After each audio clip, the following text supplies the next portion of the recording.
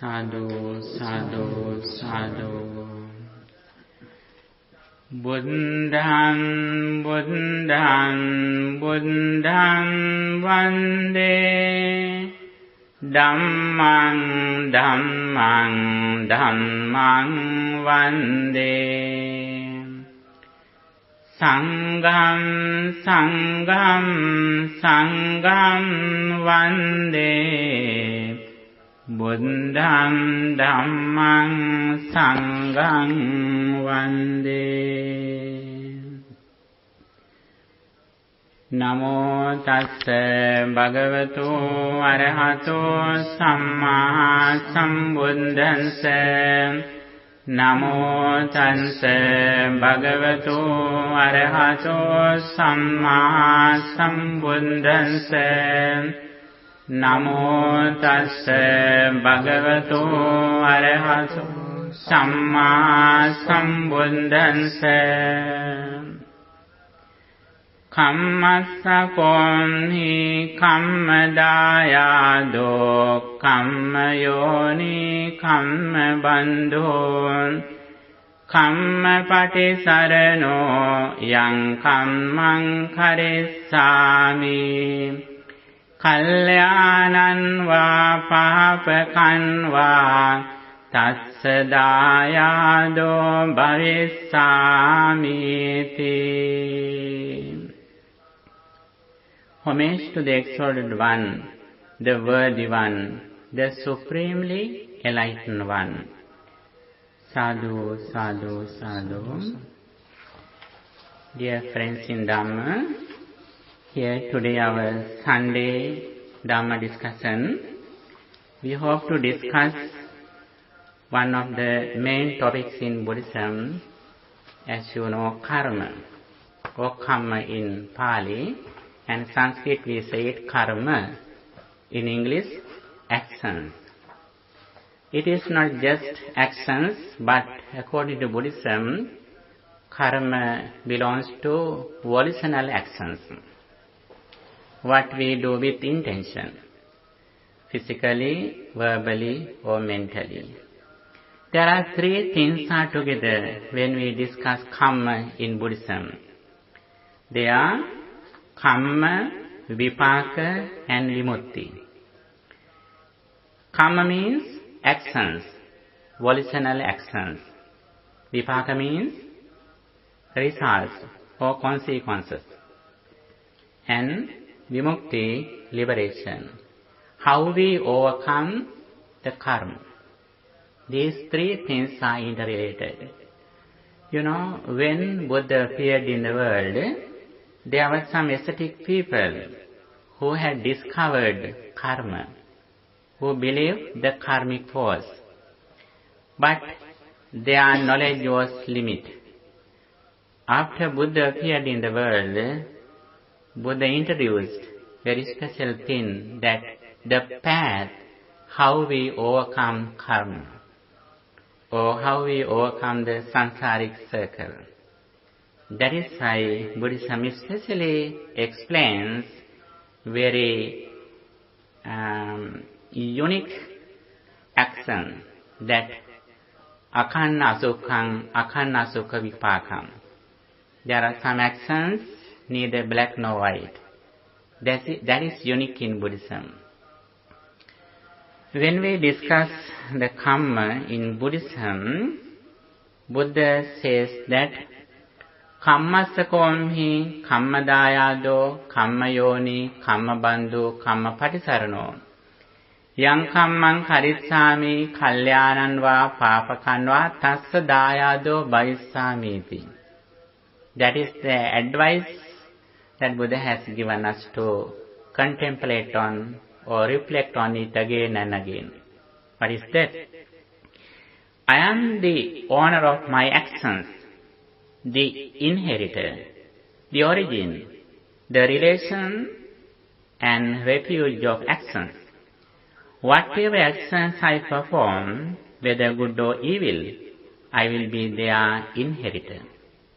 This must be reflected upon again and again by one who has gone forth. this thing should be reflect on it again and again, according to the Buddha's message. When we discuss Buddha's message, Buddha pointed out there are 4 things in the world which are unconjecturable subjects. Unconjecturable subjects, that we can think them until the end. It is very difficult to get a complete understanding. But however, Buddha kindly advises us to think, comprehend the karmic force. However, it is very difficult to get a complete understanding about the karma. Not only karma, Buddha has pointed out there are 4 things in the world which are unconjecturable subjects. The first one is jhana, the subject of jhana, or chitta, or consciousness. The second one is the subject of the Buddha, or Buddha's qualities. And the next one, the subject of the world. World cannot be understood completely. We can get some ideas, but it is a very vast topic in the world. Next one is the karma. These 4 things cannot be realized completely. But as human beings, especially as the people who want to attain enlightenment or liberation, we should have some kind of understanding how they are. Among them, karma is very important. Buddha says, Chetanaham bhikkhave kammang vadami, chetayitva kammang karoti, kayena vachaya manasa. Chetanaham bhikkhave kammang vadami. I proclaim the Kamma as volition with consciousness. Beings receive or collect actions with volition, verbally, physically, and mentally.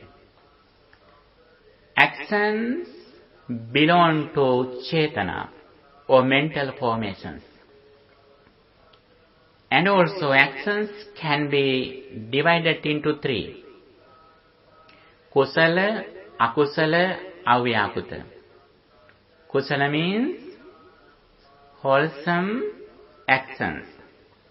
Akusala means unwholesome actions.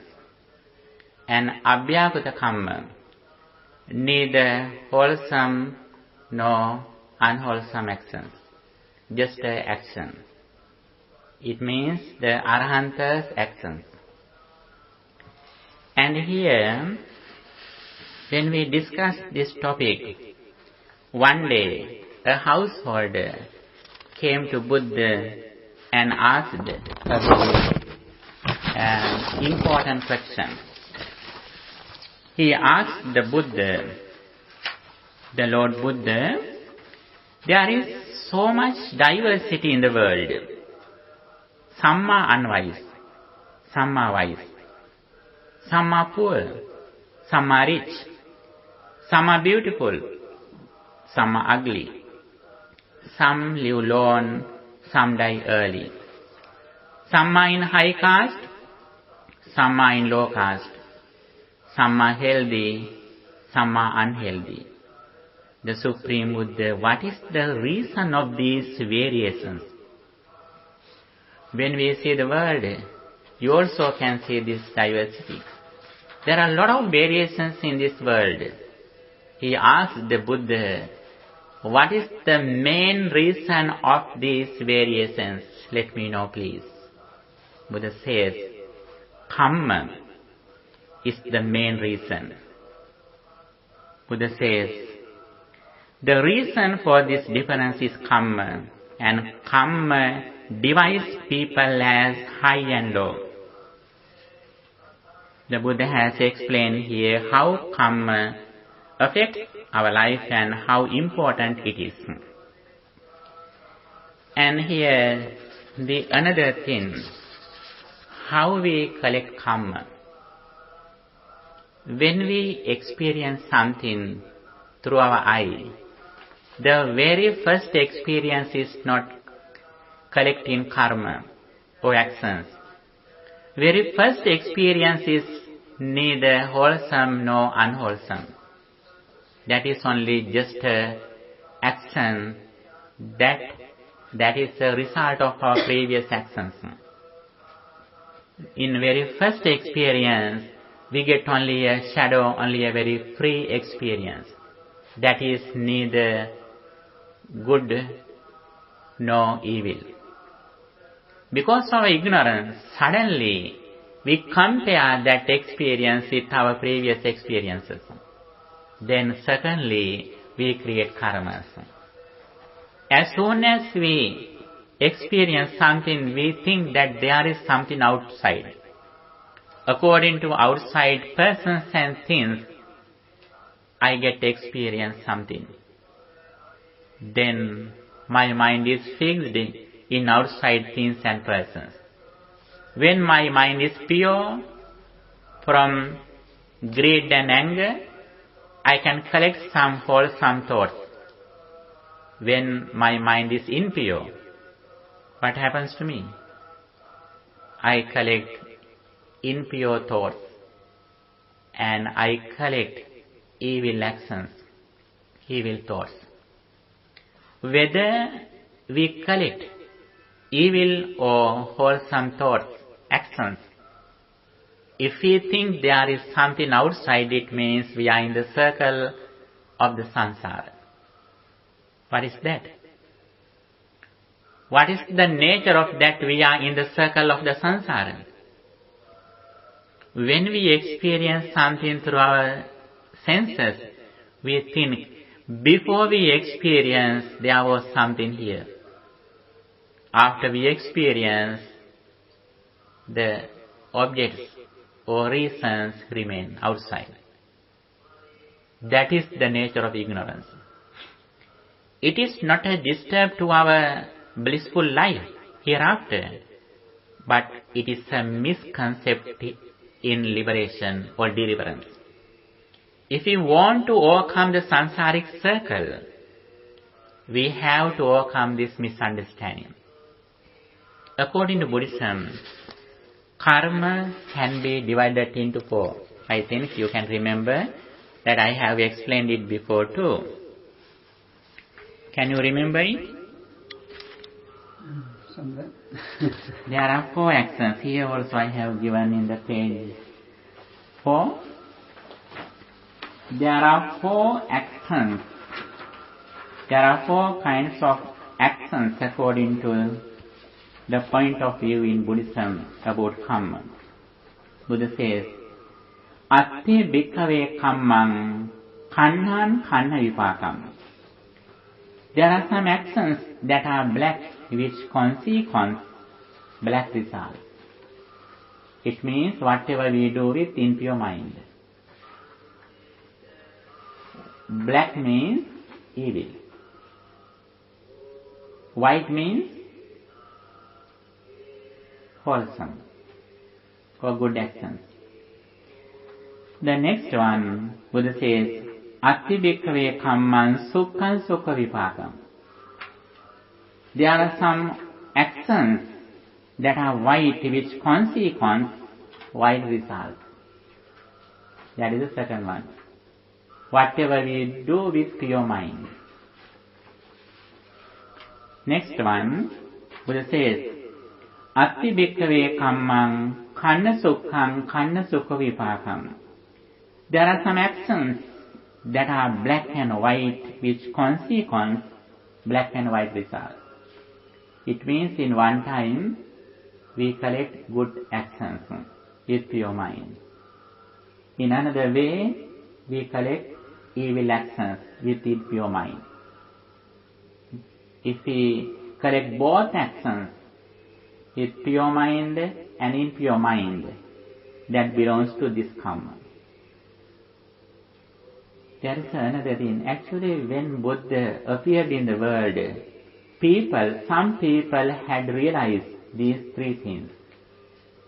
These three things belong to the world, the samsaric circle. Even though we collect some good actions, we can have a blissful life hereafter, but still we are in the samsaric circle. It means bhava. Bhava means the process of becoming. When you think something, when you think your son, when you think your car, when you think your house, if you think there is something outside, it means you are in bhava. Bhava means the process of becoming. You are ready to come back to the world even though you die here. Whenever you think, if you think there is something outside, even though you don't think something, if we think still it is happening, it means we are in the samsaric circle.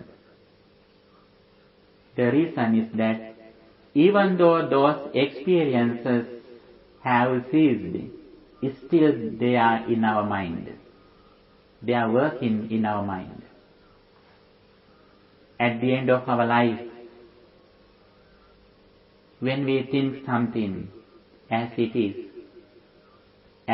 is still happening, according to that mental thought, you come back to the world with another form, according to your mental condition. This is the nature of these three actions. After Buddha appeared in the world, Buddha has explained another karma action. When Buddha appeared in the world, people have realized some good actions. Actually, some people had reduced their negative thoughts, pancha nivarana, 5 hindrances. They had known only 5 hindrances. They didn't know the 6th hindrance, which is ignorance or delusion. When Buddha attained enlightenment, Buddha introduced the 6th hindrance, which is ignorance or delusion. Until Buddha explained this hindrance, they didn't know. That is why even Mahabrahma, when Buddha preached Dhamma to Mahabrahma, he was very fearful. When Buddha says the world is impermanent, actually he was afraid of that sermon, because he thought that the world is permanent. Even though he had become a blissful life in the Brahma realm, because of his lifetime is very long, he thought that the world is permanent. And also he saw that human beings in the human realm, they were born and they die, they were born, they die, again and again it happens. But he is permanent. He is for a long time. Then he misunderstood that he is permanent. His life is so long. He didn't know that he also is impermanent. After Buddha explained this message, actually, his understanding is threaded.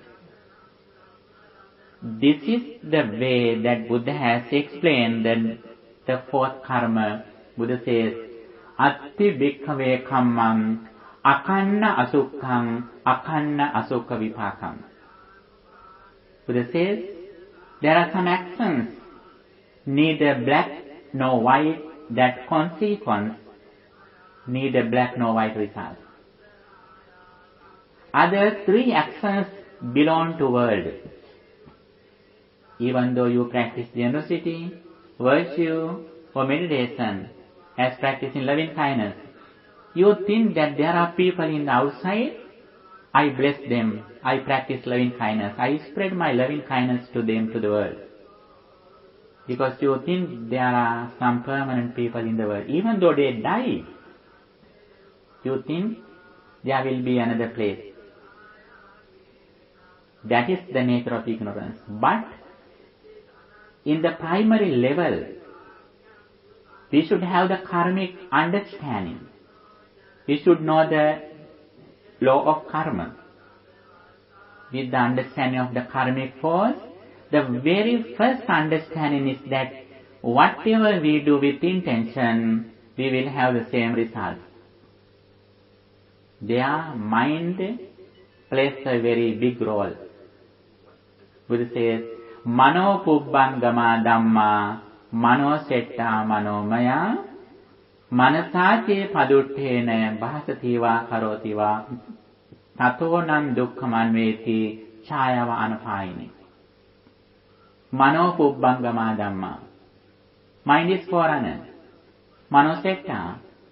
Mind is chief. Manomaya. Mind made dade. If someone does something with impure mind, because of impurity of mind, negative results follow him.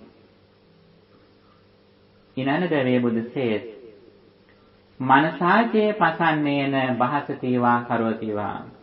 If someone does something with the pure mind, physically, verbally or mentally, fruitful results follow him. This is the nature of the karmic law in the conventional truth. But there is another thing that Buddha has realized. What is that? Neither black nor white result karmas. Very first level, Buddha says, Buddha explains the path of heaven, or how we receive a blissful life hereafter. That is the very first foundation of Buddhist teaching. With the understanding of the karmic law, we should practice good deeds physically, verbally and mentally as much as we can. Such as practicing generosity, dana, offering something to others very kindly, practicing virtue or sila, and practicing meditation, such as loving kindness. When we practice those activities, we have some results. What they are? If we have done good deeds, meritorious deeds, Buddha says, practicing merit means decorating our own mind. This is the way to decorate our mind. We always decorate our, houses, our body, our clothes, we always decorate. But many people don't do anything to decorate their own mind. Buddha says, practicing merit means decorating one's mind. Chitta alankaran, chitta parikkaran, in Buddha's word. We decorate our mind. When you offer something to others, at the moment your mind is so pure and calm. You are so generous. When you perform a dana at home, on that day, when people come to your home,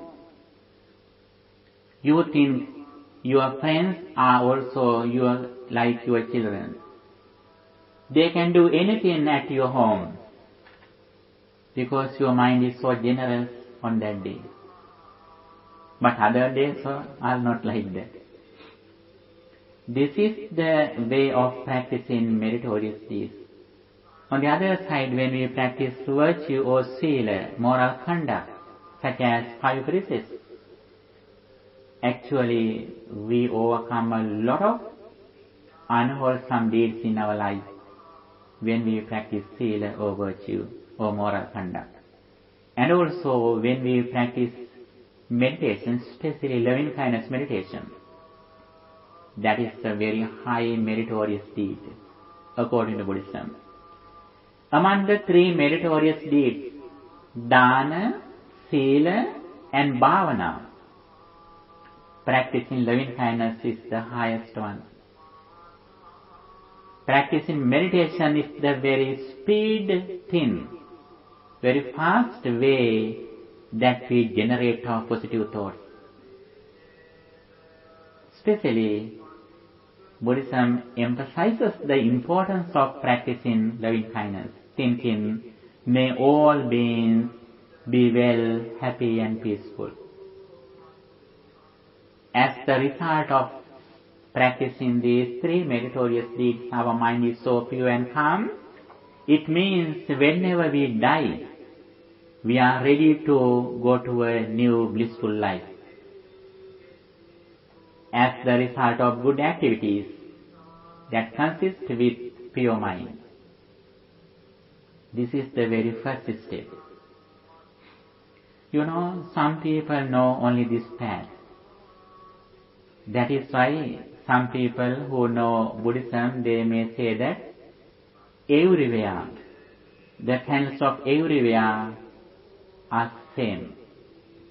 The candle in the church, the candle in the temple, the candle in the kovil, the candle in the mosque, all of them are same. Some people may say. I think you also have heard it, isn't it? Actually, in this level, in the conventional truth, with the understanding of the karmic law, it is same for everyone. But the thing is, when we go to the next level, Buddhist lamp is different. It is unique. What is unique? It means that understanding depends on the dependent origination. In the conventional truth, people may say that there is world or there isn't world. But when we go to the next level, the supramundane level, the absolute truth, we don't say that whether there is something or there isn't something. Without going extremes that there is or there isn't, the Supreme Buddha introduces the path, the deliverance path that depends on the dependent origination. But it says, when someone experiences something, if he knows that the experience arises at the moment, he doesn't go to the extreme of nothing something. And also, if he sees that it ceases immediately, he doesn't go to the extreme of there is something. If someone says that there is something, it is an extreme. If someone says that there isn't something, that is also an extreme. In the supramundane level, that depends on the dependent origination, Buddhism doesn't say that there is something or there isn't something. We go on the path of liberation through the middle path without going to these extremes. That is the identity. That is the unique in Buddhism. Here, Buddha explains neither black nor white results karmas. How do we make neither black nor white results karmas? There, we should have very highly understanding about the Four Noble Truths that I explained last day. Dukkha Satya, the Noble Truth of suffering. Samudaya Satya, the Noble Truth of the origin of suffering. Nirodha Satya, the Noble Truth of the cessation of suffering. Magga Satya, the Noble Truth of the path that leads to getting rid of suffering. Understanding the Four Noble Truths depends on understanding the dependent origination or Paticcasamuppada. Here, we contemplate on that my I is impermanent. Forms are impermanent. Consciousness is impermanent. Mental formations are impermanent. My perception, everything is impermanent. What is the meaning of impermanence? Impermanence means the experience that I have at the moment arises at the moment with the conditions. It ceases at the moment when conditions separate. Whatever we experience through our senses, that experience arises at the moment with the conditions. Nothing comes to present from the past, nothing goes to future from the present. But the past experience influences the present thought, and the present thought influences the next thought. But the very special thing, nothing comes to present from the past permanently. Nothing goes to future from the present permanently. Our body changes, our mind also changes, feelings change, consciousness change, mental formations change. Everything is subject to change. Not only changing, but very special thing that Buddhism says is not being occurred comes to occurrence, being occurred will not go to occurrence. This is the golden explanation in Buddhism. If we have this understanding, what happens to us? We are confident in the what Buddha taught. What is the confidence here? If we think something remains after experience, it means we are with suffering. Decay, sickness, death, these are the sufferings that we touch if we have this misunderstanding. Even though now we are okay, one day we are subject to suffer something.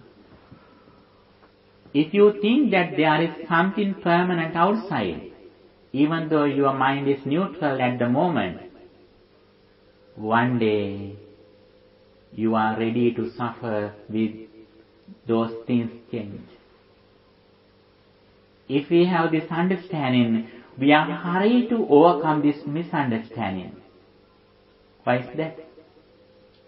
If we don't overcome this misunderstanding, one day we have to suffer when our things change. When we give up those things, when we miss those things and persons, we have to cry. We are collecting tears while we are eating. That's useful to cry in the future. If we have this understanding, if we believe in this message, we are hurried to overcome this misunderstanding. Then we make the path. What is the path that leads to overcome this misunderstanding? The Noble Eightfold Path. Samma Ditti, right understanding, Samma Sankappa, right intention, Samma Vacha, right speech, Samma Kammanta, right action, Samma Ajiva, right livelihood, Samma Vayama, right effort, Samma Sati, right mindfulness, Samma Samadhi, right concentration. We practice these 8 things as much as we can if we have this confidence in what the Buddha taught. In short, these 8 things can be divided into 3. What they are? 3 disciplines. What they are? Sila, Samadhi, Panya. Virtue, concentration, and wisdom. Again, Buddha has summarized these 3 things into 2. What they are? They are concentration and insight meditation. Buddha says, as a wise person, there are only 2 things has to practice. They are samatha and vipassana. Samatha means concentrating our mind in the present moment. Here, keeping our attention in the present moment, we develop positive thoughts as much as we can, such as loving kindness, breathing meditation, contemplating on the qualities of the Buddha, recollection of death. Those are the meditation techniques that we can practice to concentrate our mind in the present moment, purifying our mind from 5 hindrances. Our skillfulness can be seen here. What is our real skillfulness? The duration of concentration meditation. Even though we are very rich, even though we are well educated, actually we are not clever. According to Buddhism, what is the place that we can show our skillfulness or proficiency? Increasing the duration of practicing concentration meditation. Such as thinking, may all beings be well, happy and peaceful, be well, happy and peaceful, be well, happy and peaceful. That is one of the ways that we can concentrate our mind. In another way, we can think, when I breathe in, I know very well, now I am breathing in. When I breathe out, I think I am breathing out. Keeping my attention in the present moment, I breathe in and out with consciousness, mindfully. Then little by little, my mind comes to the present moment. It doesn't run to past or future. It is very important to keep our attention in the present moment gradually. Then we can purify our mind from negative thoughts, especially from lust and anger. When our mind is concentrated, what happens to us? Samahito bhikkhave yatha bhutam pajanati. He who concentrates his mind reflects on or sees the world reality as it is, reflecting on impermanence. What is the reason? He started his spiritual journey with the understanding of the dependent origination or the Four Noble Truths. In Buddha's time, there were some ascetic people. Actually, they stopped in concentration. They thought that duration of concentration is their ultimate goal. They didn't know that they have to go to another state. They thought that if they can stay their mind in a particular wholesome object for a long time, as seen a dream, they thought that they are successful, that is their ultimate goal. After Buddha appeared in the world, Buddha introduced that is not the success of your spiritual life. If you are satisfied with concentration, it means like you are bringing some branches and other things while you are going to a jungle. If there is someone who goes to jungle to bring some very strong tree, But keeping away the strong tree, he brings only the branches. Like that. If someone is satisfied with concentration meditation, actually he is not wise. If he is wise, after our mind is concentrated, we should contemplate on impermanence. My eye is impermanent, forms are impermanent, eye consciousness is impermanent, ear is impermanent, sounds are impermanent, ear consciousness is impermanent, nose is impermanent, smell is impermanent, nose consciousness is impermanent. My tongue is impermanent and taste is impermanent. My tongue consciousness is impermanent. Body is impermanent. Body feelings are impermanent. Body consciousness is impermanent. Mind is impermanent. Mental formations are impermanent. Mind consciousness is impermanent. This is the way how we reflect on impermanence. Everything arises and ceases at the moment. Again and again, we should recollect this reality. Then what happens to us? Finally, we have a very special understanding. What is that? Whatever we experience through our senses, 5 aggregates arise together at the moment. What are the 5 aggregates?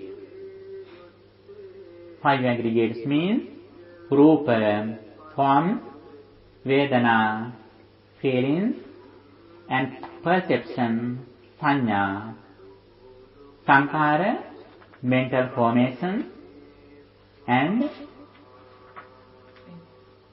Vijnana, consciousness. These 5 things are together, they cannot be divided, they arise together, they cease together. Very first, these 5 things arise together without defilement. The first experience is pure, but that first experience immediately ceases. Then we look at it with ignorance, then defilements arise, then it is not just 5 aggregates, that the clinging to 5 aggregates, Pancha Upadana Khanda. As a wise person, we should understand very special thing, Pancha Skandha and Pancha Upadana Khanda. Pancha Skandha means 5 aggregates. Pancha Upadana Khanda means clinging to 5 aggregates. The very first one is only the 5 aggregates. Pancha Skandha. It is not bad. It doesn't cause to suffer. It is pure. But suddenly it ceases, then next we arise those things as clingings. The clinging to 5 aggregates. Then we are in the samsaric circle. Then our mind is fixed in outside. It means we are subject to suffer when they change. If we have this understanding, again and again we reflect on impermanence, then finally we see very well, whatever I see, whatever I taste, whatever I smell, whatever I hear, that experience arises at the moment. Then we don't depend on outside. Now we depend on outside. We depend on our physical body, we depend on our children, properties, vehicles. Why is that? We think that they are in outside. Actually, it is true, incarnational truth. When we go to the deeper level, what is the reality? The reality is that the present thought. Our present thought is that our entire life, even though we say that I live for 50 years, 60 years, 70 years, 80 years, what is the length of our life? What is the length of our life? The length of our life is the person thought, a thought. Even though we say that there is a river which is long, 50 miles, 60 miles, 100 miles, 1000 miles, what is the length of river? A drop of water.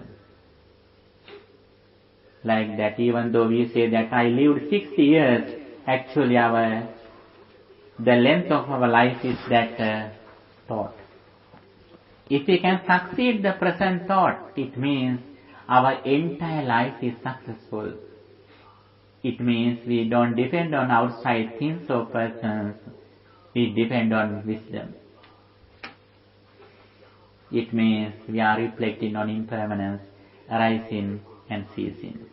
That is the reality of our life that we should realize again and again for liberation. In one side, in the conventional truth, the highest merit that we practice is that concentration meditation technique, such as loving kindness.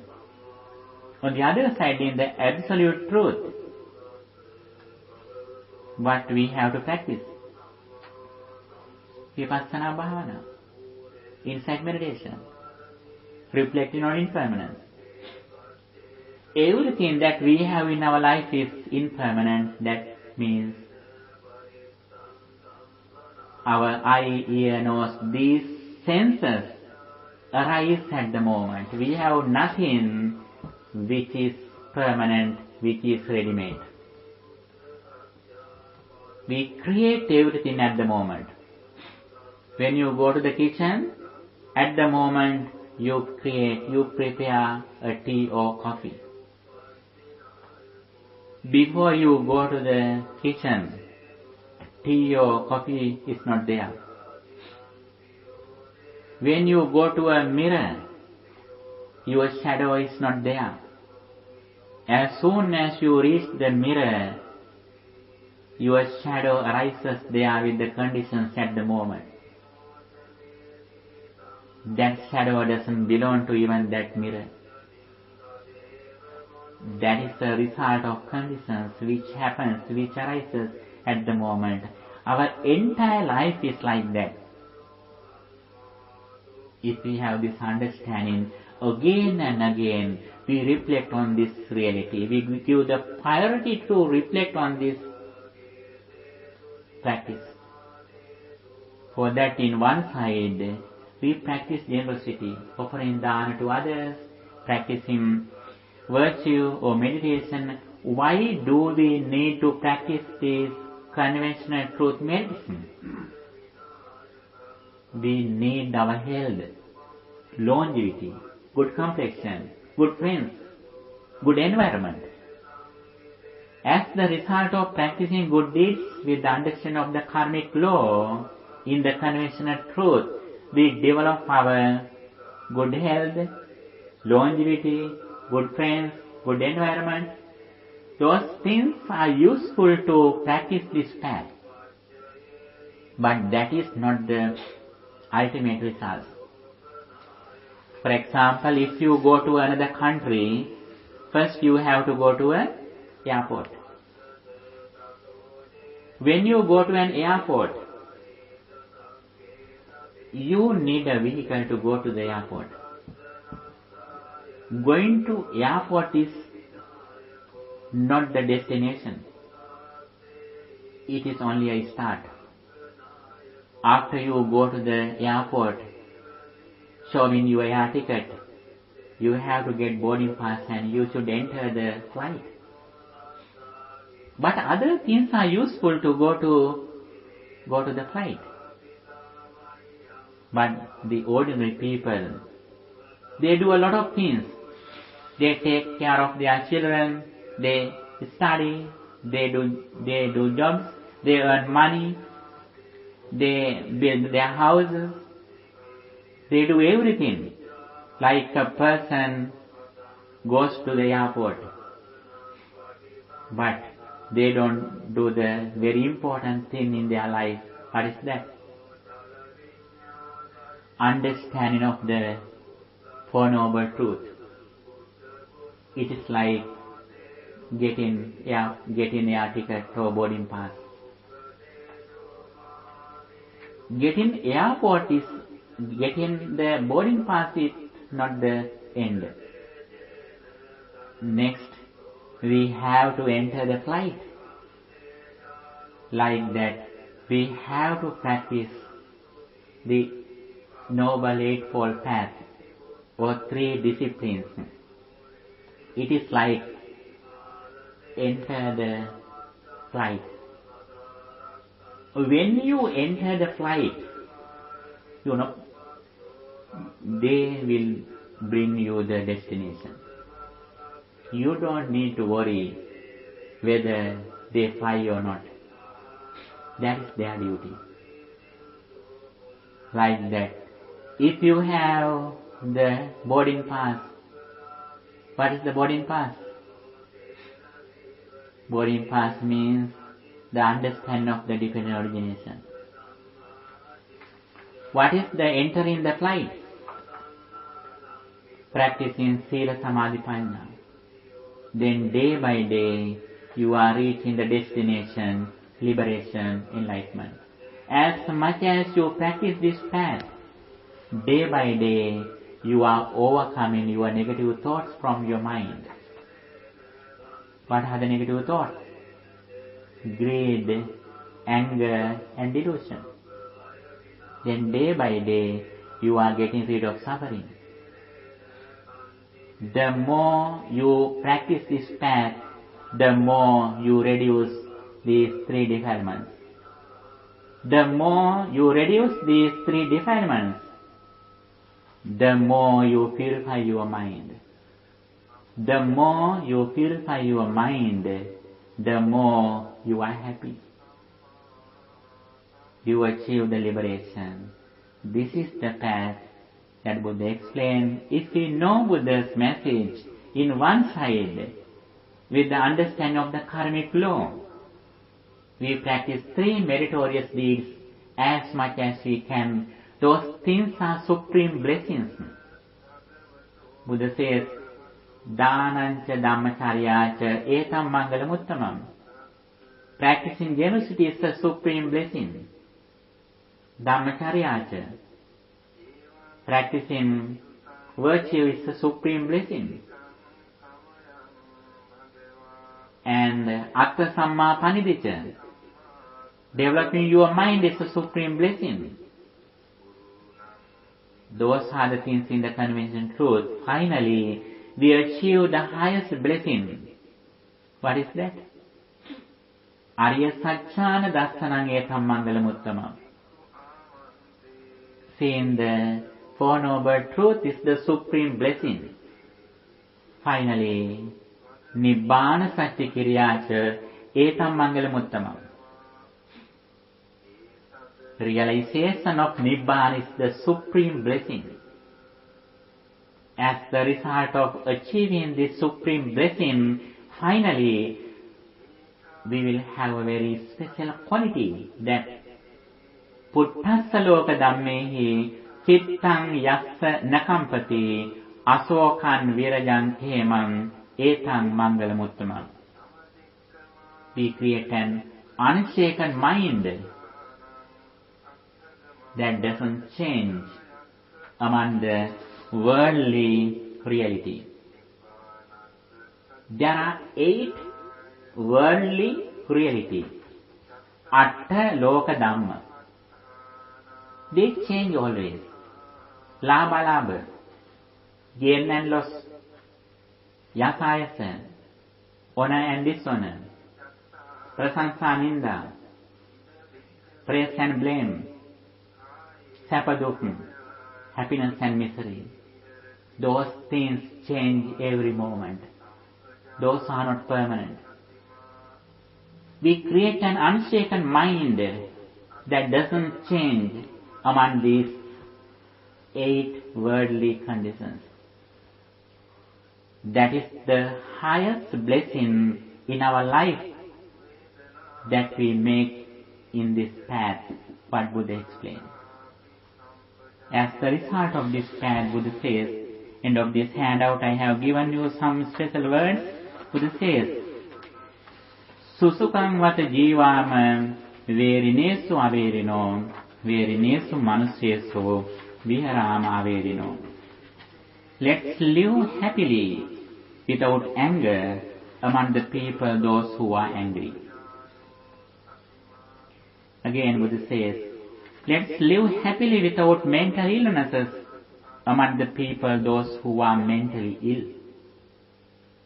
Again, Buddha says, let's live happily without longing for sensual pleasures among those who are seeking sensual pleasures. This is the place where we can show our skillfulness. Other people are like, lake or pond with mud. We are like lotus flowers that have come from the mud and water. Even though we live in the ordinary society, physically, mentally, we are healthy. Our mind is pure and calm. Other people may think that you are the same person like they, but mentally you are different. Your attitude is completely different, what you think. And also your mind is very pure and calm. Without anger, lust and delusion, you live among the people, those who are angry, who are greedy, who are ignorant, like a lotus flower. This is the Buddhist example, ideology, that one day we should achieve. If we are on this path, be sure that day by day you are reaching this destination. But we should give the priority to practice this path. Not only practice, but knowledge is very important. Buddha says knowledge is very important. Why is that? The Supreme Buddha says, I proclaim the liberation for those who know the path, who see the path. Buddha says, I proclaim the liberation for the people, those who know the path, who see the path. Their knowledge is very important. Vision and mission both are important. Vision without mission is useless. Mission without vision is blind. Both of them are very important. What is the Buddhist point of view? Vision. The dependent origination, Four Noble Truth, or the understanding of impermanence. What is the Buddhist point of view in vision? Mission. Practicing the middle path, the Noble Eightfold Path, for 3 disciplines. This is the mission that we should practice. Both of them are very important. Vision and mission. Day by day we should go forward. Especially the Supreme Buddha points out us that the importance of practicing fourfold mindfulness. That is the field that we should live in.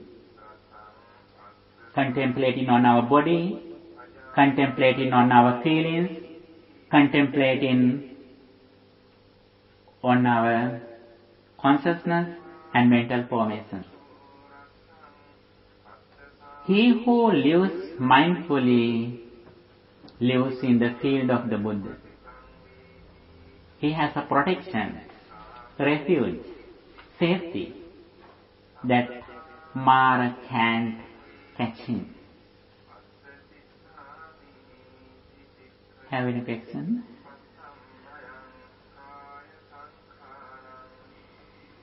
Today we discuss the karmic force, results and liberation. Those three things are interrelated. Actions, results or consequences, and liberation. Action means the evolutional actions that we do physically, verbally or mentally. Results means, or vipaka means, what we receive as the result of our actions. Whatever we do with impure mind, we will have negative results. Whatever we do with pure mind, we will have fruitful results. That is the nature of result. What is the liberation? Liberation means going away from samsaric circle, or generating actions which are neither black nor white. That consequence, neither black nor white result. Following question. Dependent origination. Yes. Can you explain that to me?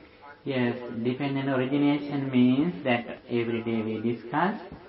It means when conditions are here, we experience something. When this is. When this is not, this is not. Asmin sati idang hoti, asmin asati idang hoti. When we open our eye, then forms are here, consciousness is here, everything meet together at the moment. At the moment they arise, without remaining anything, they cease at the moment. That is the definition of the dependent origination. Patisampada. With this understanding, we find the path, mindfulness, or three disciplines, or the eightfold path. All of them are interrelated. Again, I can say in short, understanding impermanence. What is impermanence? I is impermanent. What is that meaning? That I is not the physical I. The I that Buddha says is the ability of seeing. That I cannot be seen. This physical I can be seen. But the I, what Buddha says, it cannot be seen. That I arises when forms are here. Even though you don't see something, you have no eye. Even though you doesn't hear something, even though you have this physical ear, actually you have no real eye at the moment. Our six senses are very fast. Therefore we think that all of them work together. But at once only one sense acts. The other five are dead at the moment. Every moment we create something through our senses. Our senses are like that factories, ayatana. They are factories. What they create? They create forms, smell. Those are the things they create at the moment according to present mental condition. That is the important thing. The ordinary people may think that when you come here, this temple was here. Even though you leave the temple remains. That is true, but only in the conventional truth. According to absolute truth, we meet the temple as soon as you reach here. Like, before you go to the mirror, your shadow was not waiting for you. Your shadow was not there before you go there.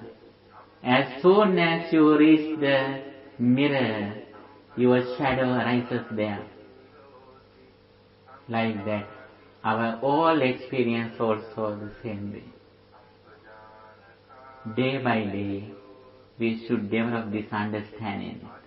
If we have this understanding, comprehension, actually we don't depend on outside. As soon as we experience something we know very well, this experience arises at the moment, then we don't compare our present experience with previous experiences. We don't combine with them. Now, as soon as we experience something, we combine that thing with our previous experience. For example, if someone is coming here, who is your bad friend, who has blamed you, who has disturbed you, as soon as he comes here, what happens to you? You may get angry. Why is that? You combine that person with your previous experience. Actually, that previous experience is not anywhere. So it depends. That's dependent origination. Understanding this truth is the understanding of the dependent origination. Still, dependent origination happens. We are living in the dependent origination, but we don't know that I am a subject of this dependent origination. The more we know the dependent origination, the more we effort to overcome the circle, dependent origination.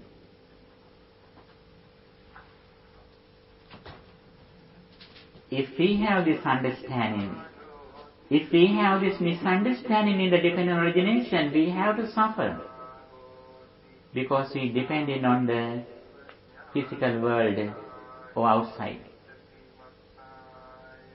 If we have this understanding, we know very well, if I am in this circle, I have to receive a lot of sufferings. As soon as we have this understanding, we try to jump, we try to run from this circle. Why is that? If we are in this circle, we have to cry. We have to suffer. When other things change, at least when your physical body changes, we think my physical body changes. I am going to old age. I am going to sicknesses. I am going to die. Then we get it as my or mine. That is the nature of unknowing the dependent origination. Okay, thank you for your good attention. I really appreciate your participation. Okay, today we discussed. You've given us a lot to reflect on. Yes, we discussed action, results, and liberation.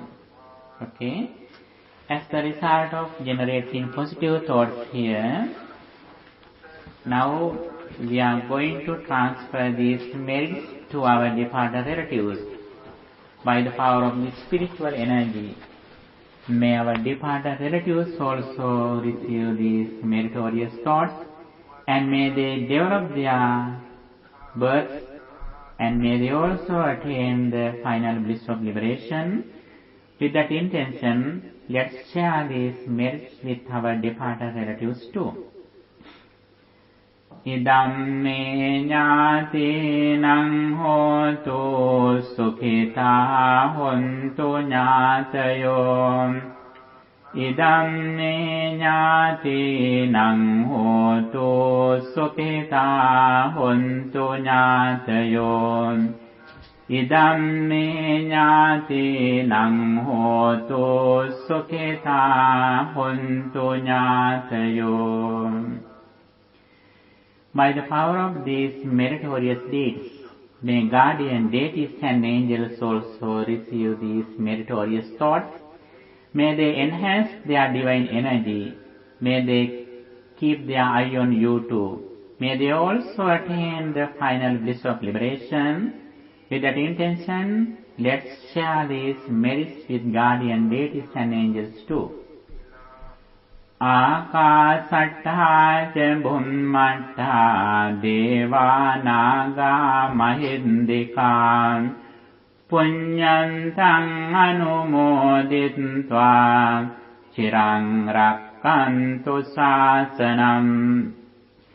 Akasattha ca bhummattha deva naga mahindika punyantang anumoditva chirang rakkantu desanam. Akasattha ca bhummattha deva naga mahindika punyantang anumoditva chirang rakkantu tvang sada. By the power of all these meritorious deeds, may you be well, happy and peaceful. May your all righteous wishes meet with success. Finally, may all of us attain final bliss of liberation, the everlasting happiness. Dukkham panta ca niddukkha bhayam panta ca nidbhaya sokam panta ca nissoka hontu sabbe pipanino. May the triple gem bless you. Sadhu, sadhu, sadhu.